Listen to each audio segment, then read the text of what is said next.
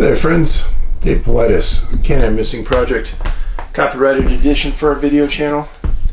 And this is the executive producer, Huck, of our show. She's quite lazy. She likes to just lay around, bark orders, demand food, more kibble, more kibble, more kibble. I'm telling you, it's getting frustrating. But she is a beautiful dog.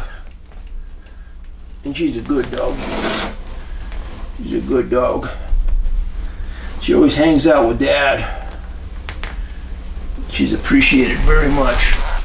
She's done a lot for my mental health. If you guys don't know what a dog can do for you, let me explain. They're outstanding. Yes, outstanding. So, now, we are on a trucker segment again. And I know you go, Dave, I thought we were done with that. Well, they stumble in every once in a while. And the trucker segment kind of focused on a few specific states, if you remember. It wasn't that long ago. And both of these cases center on those states. Now, the first case involves a subgroup of missing 411 victims. Doesn't involve a trucker, but it is a subgroup right dead center in where these truckers are going missing. So I want you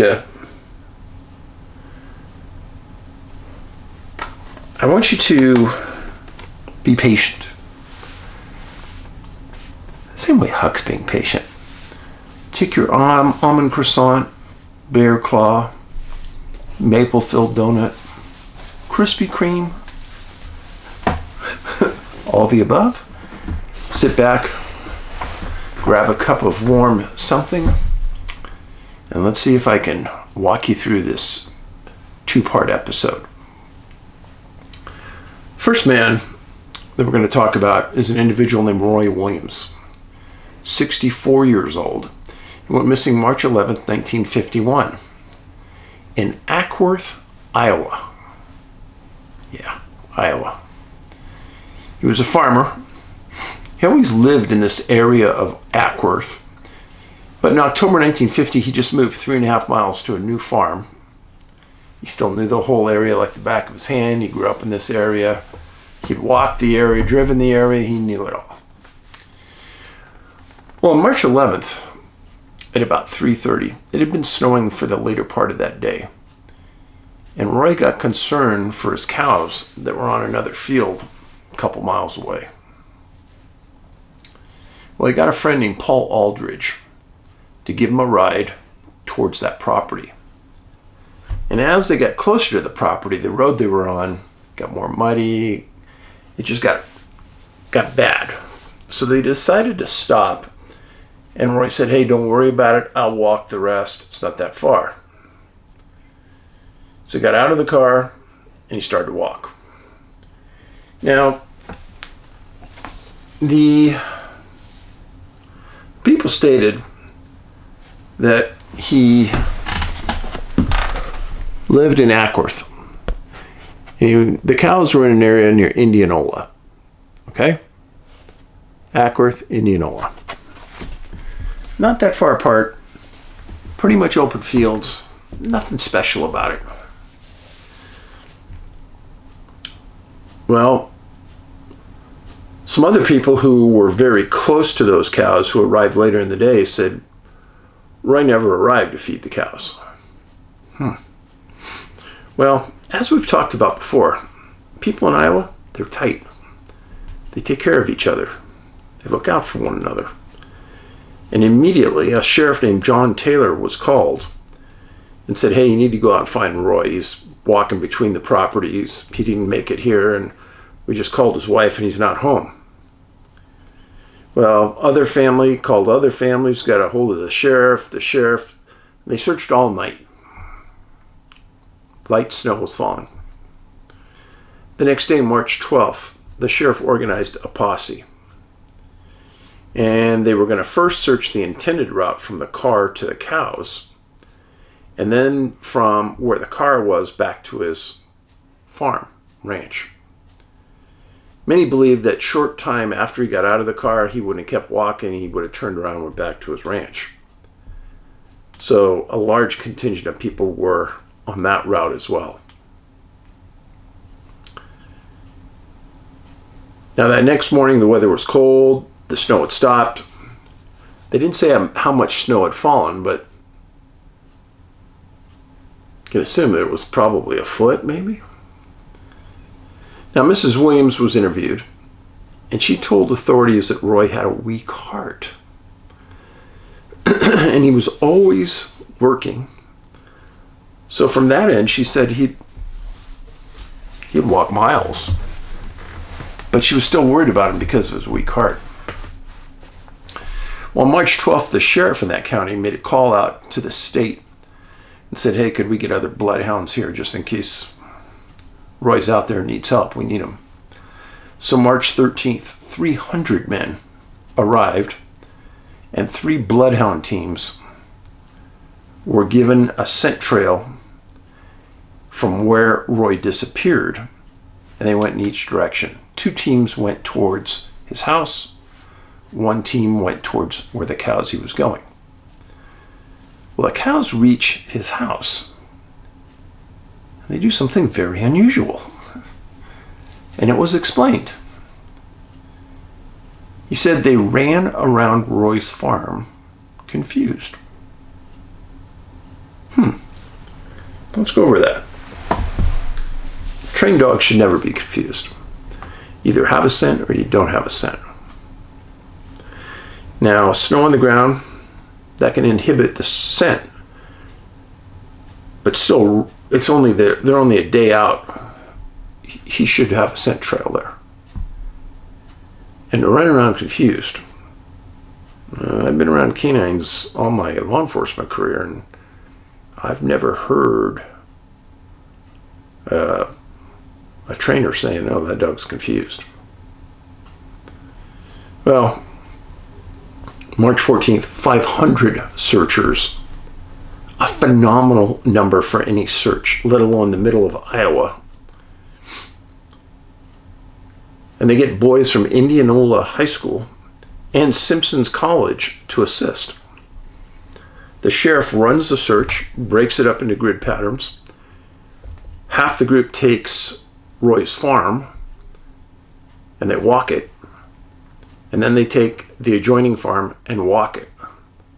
The other half take the area from where he was dropped up in the car to the cows and walk it.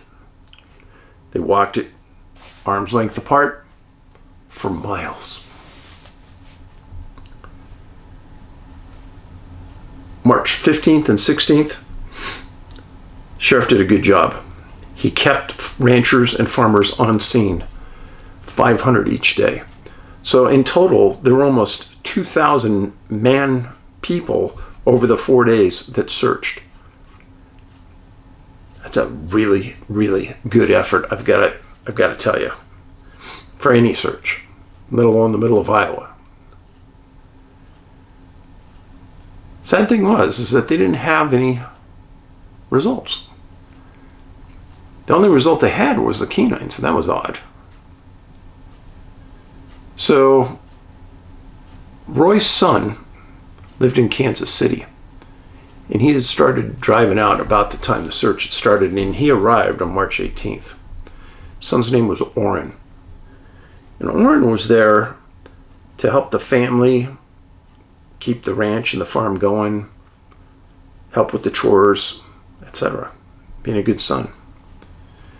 He knew his dad was missing. It broke him up. He and his dad were tight. Now, one thing I've told you before, and I'll say it again.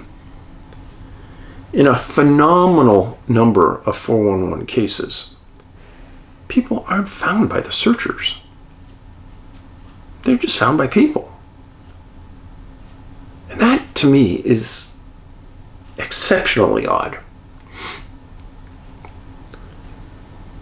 So Orrin arrives on the 18th of March. 6 days later, on March 24th, he's walking outside the barn on his family's property. And he looks out in the field, about 600 yards. And he sees something he's never seen before.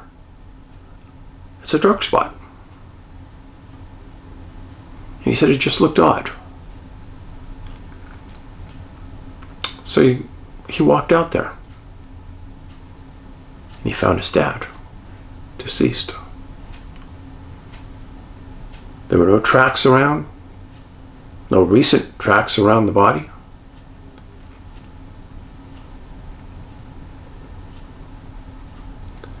In an area where 1,500 people had searched over 3 days. Called the coroner. Coroner came out. Never did determine the cause of death. And I want you to keep this in focus. He's 600 yards from his home. You could see his house. He could see the barn, just like Orrin saw him. But searchers never found anything. How is this possible? I don't think it is. You're in the middle of a field. It's not like it's big trees. It's a field. And it's winter. Crops aren't growing. Sorry, I don't buy it. Now, why is this case important to me? Because when I looked at it on a map, I said, holy moly's. Okay. This is where the body was found, right near Ackworth. That's where the farm was. Now, if you just go up this road just a little bit, you're going to notice a city named Sac City. Remember that? Well, from a driving perspective, it's about 140 miles. Not that far. In a direct path, about 85 miles the way the crow flies. Now, Sac City, in case you forgot, is the most recent case of a missing trucker, David Schultz. He and his family are still going crazy over his disappearance. Truck stopped in the middle of a road. His coat laying in a ditch on the opposite side of where the truck is. Super reliable man. Not involved in a criminal element ever. Just driving a truck, trying to make a living. And disappears off the face of the earth. I did an entire segment about this. I hope you go back and watch it. It's part of that trucker series. If David's family's watching, I think about you almost every day. Really. So, that's how this case in Iowa relates to a trucking case in Iowa. Now the next case. A Louisiana case. A missing trucker named Sidney Gashette.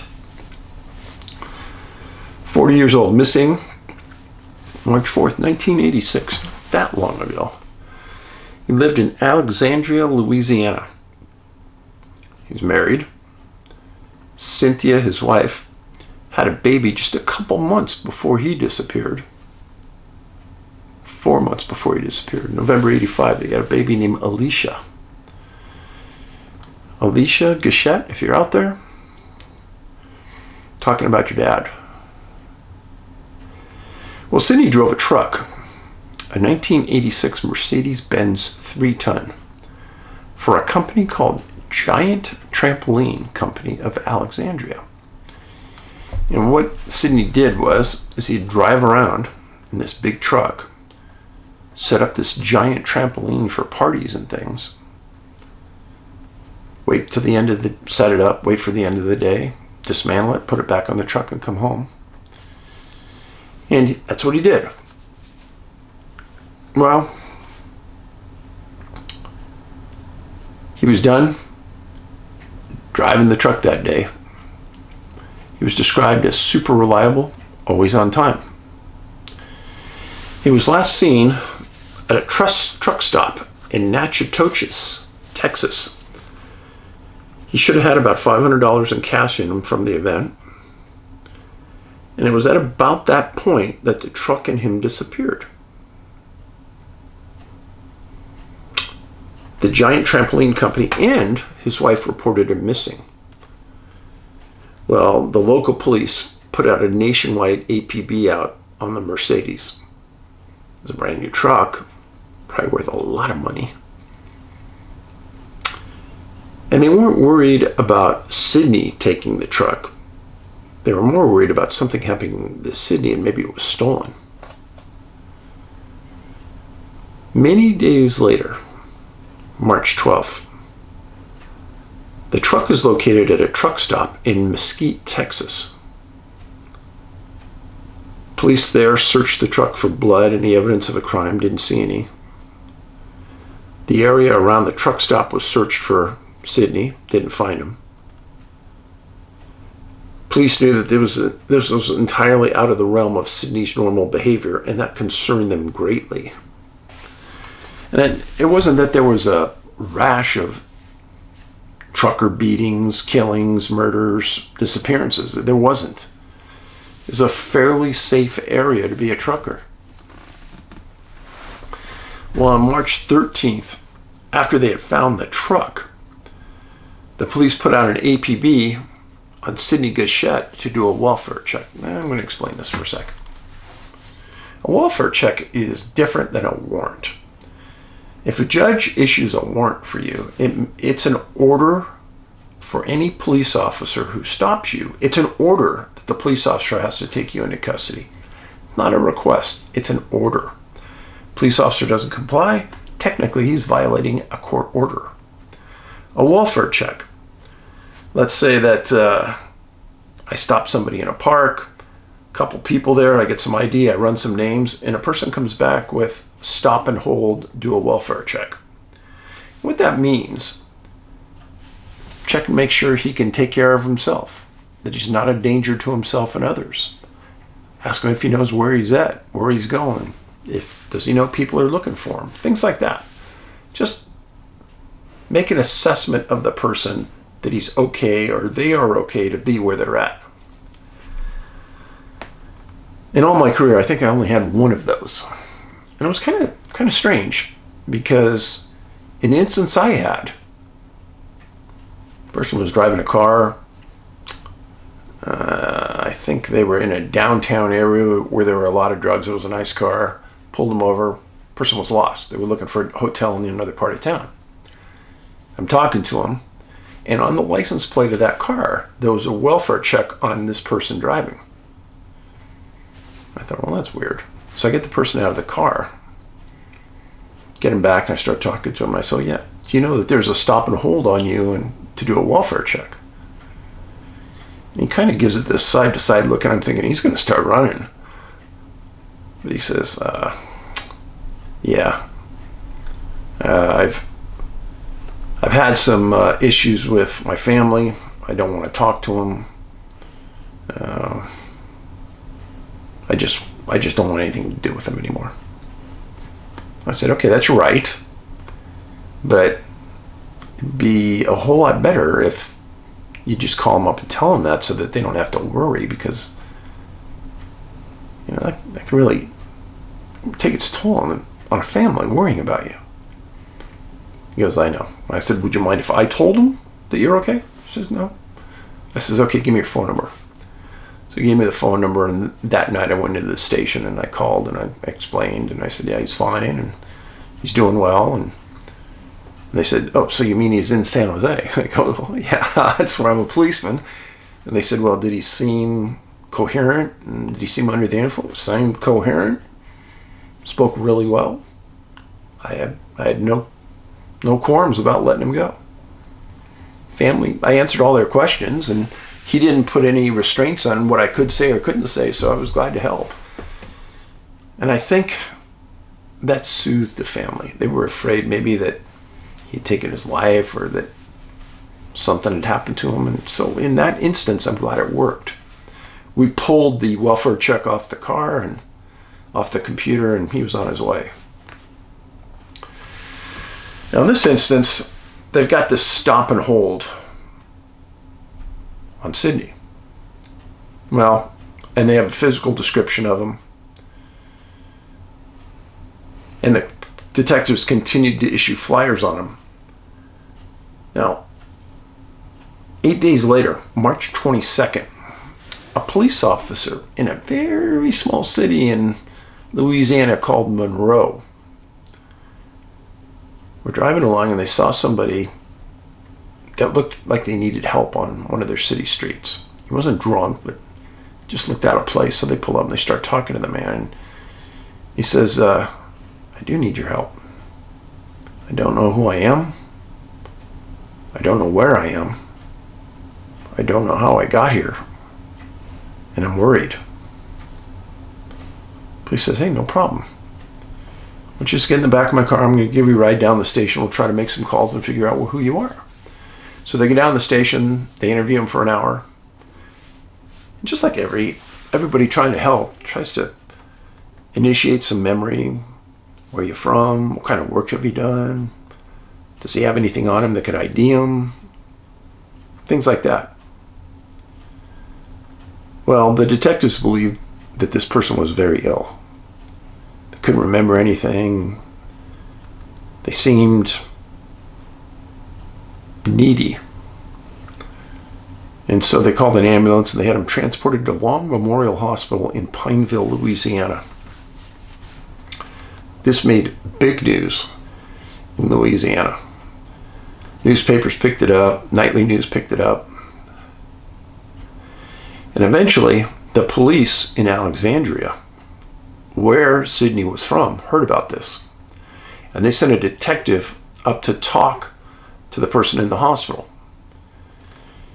And they weren't there long. And they said, I think this is Sidney Gashette. So they had a picture, and the picture kind of looked like him. And from the hospital, they called Cynthia, and they said, we think you ought to come up here, because I think we have your husband in the hospital. She came up, and it was Sidney. She stated that her husband had no recollection of the past 3 weeks of his life. It was like that period was blocked. He recognized her. She left the baby with her mom.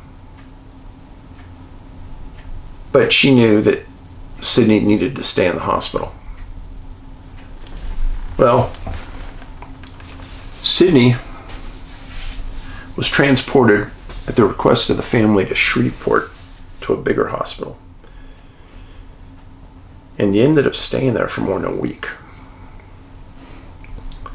The doctors made a statement that Sidney was seriously ill with amnesia, and that they hoped that with rest and recuperation that he'd come around. They stated that they didn't see any physical reason for the amnesia. There was no injuries. But he also stated that he had no recollection how he got around Texas, Louisiana, and Oklahoma. So, when Sidney left, he left his city in Alexandria, and he drove up through Shreveport, a city we've talked about a lot, up to Oklahoma, where he did his event.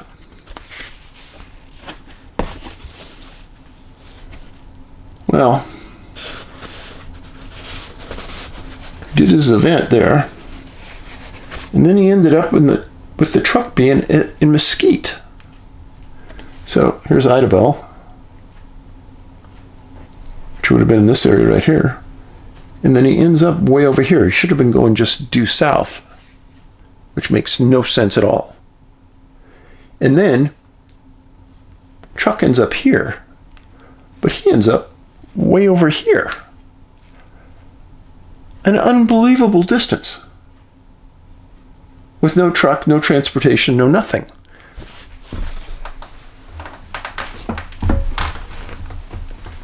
answer any of the questions.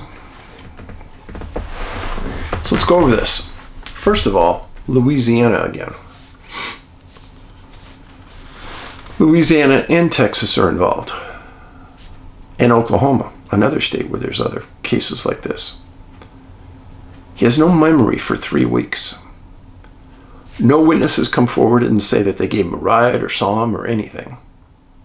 He has no physical injuries.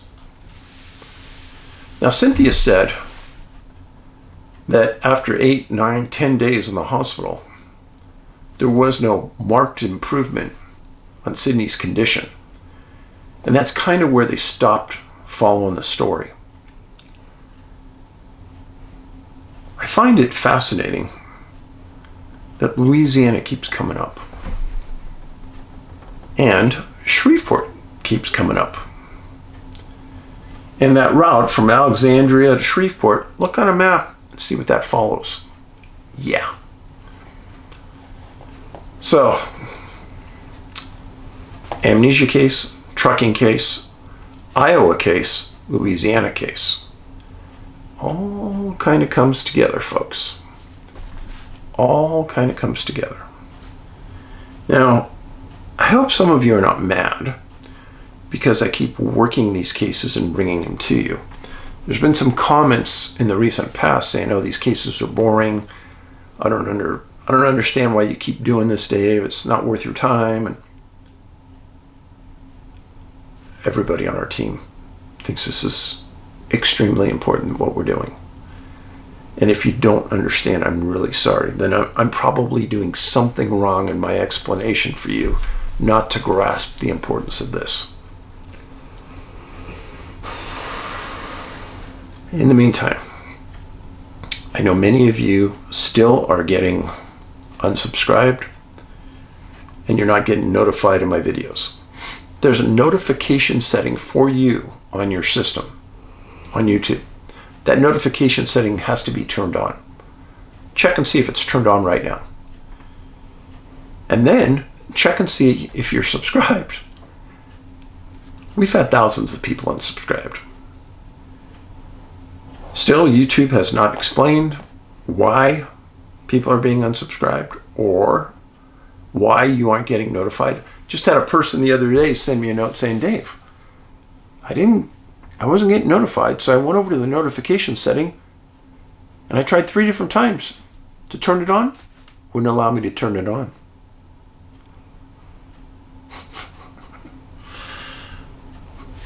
What am I supposed to do?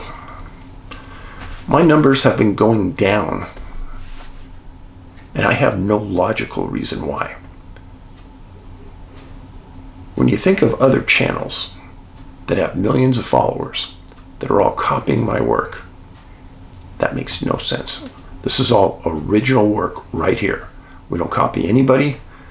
We do the research ourselves and we expose the cases ourselves. Frustrating as all heck. But you know what? I appreciate each and every one of you.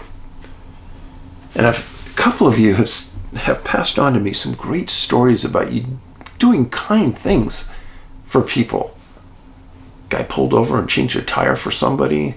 Another person helped an elderly person load their car full of groceries. I mean, that's what this is all about. That's really what life is about. Being kind. Because you know what? There's going to come a time when all of us are going to need help. It's just the way it is. When I say the kindness revolution, I really would hope that that catches on. In the meantime, be kind to your friends, family, and acquaintances, and anybody else you see at the store, post office, shopping. It doesn't hurt to smile, hold the door for them, and say thanks. Be safe. Paulides out.